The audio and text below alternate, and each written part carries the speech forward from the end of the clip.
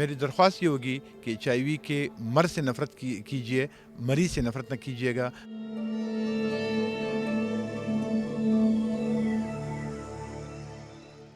1 دسمبر کو ایڈز کے مرض سے متعلق آگاہی کے عالمی دن کے موقع پر پاکستانی عہدیداروں کا کہنا ہے کہ اس مسئلے پر صرف اسی صورت قابو پایا جا سکتا ہے جب لوگ رضاکارانہ طور پر اس کی تشخیص اور علاج پر آمادہ ہوں۔ عالمی دن کے موقع پر پاکستان میں نیشنل ایڈز کنٹرول پروگرام کے سربراہ کی طرف سے یہ بھی کہا گیا کہ ایڈز سے متاثرہ انسان سے نہیں بلکہ مرض سے نفرت کی جانی چاہیے۔ عہدیداروں کے مطابق ایڈز کے بارے میں آگاہی نہ ہونے کے سبب معاشرے میں عموماً اس مرض سے متاثرہ افراد کو امتیازی سلوک کا سامنا کرنا پڑتا ہے۔ اصغر ستی کہتے ہیں کہ 2011 میں انہیں معلوم ہوا کہ وہ ایڈز سے متاثر ہیں اور ان کے بقول وہ اس مرض میں مبتلا ہونے کے باوجود اس لیے سامنے آئے تاکہ دیگر متاثرہ افراد کے لیے ایک مثال بن سکیں۔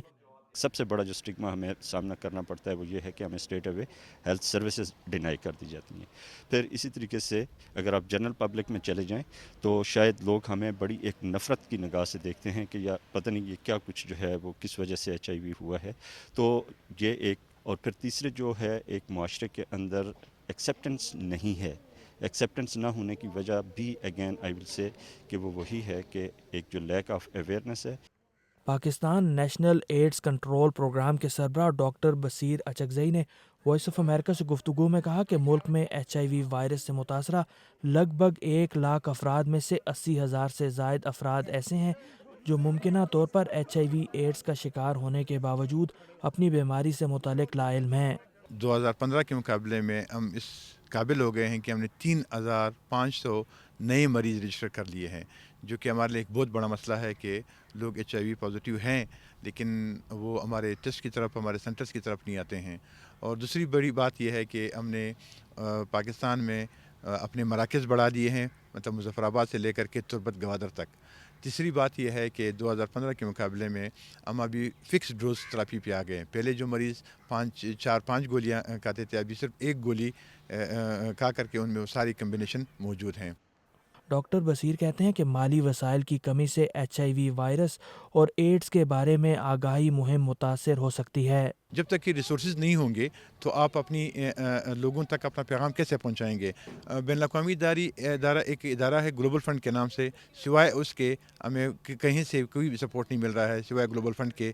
تو ہماری درخواست ہوگی تمام انٹرنیشنل NGO سے اور UN ایجنسی سے کہ وہ ہمیں آ کر کے سپورٹ کریں۔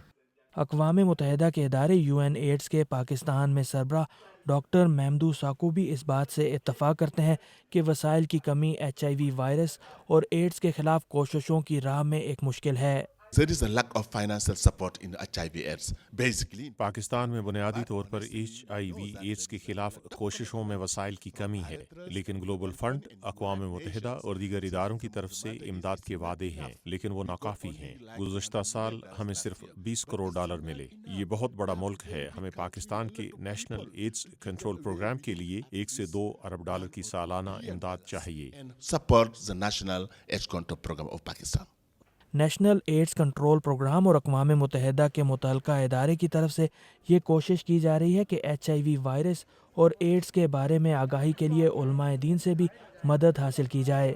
علماء ہی تو اس مسئلے کو حل کر سکتے ہیں، کیونکہ علماء کے سامنے جتنے عوام بیٹھی ہوتی ہے وہ دوسرے لوگوں کے سامنے نہیں بیٹھی ہوتی۔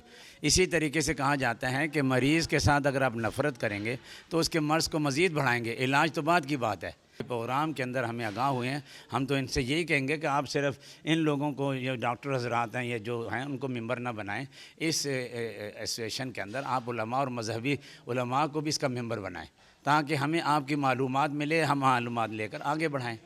حکام کے مطابق پاکستان میں اس وقت مجموعی طور پر 21 ایسے مخصوص مراکز ہیں جہاں HIV اور ایڈز سے متاثرہ افراد کا مفت علاج کیا جاتا ہے۔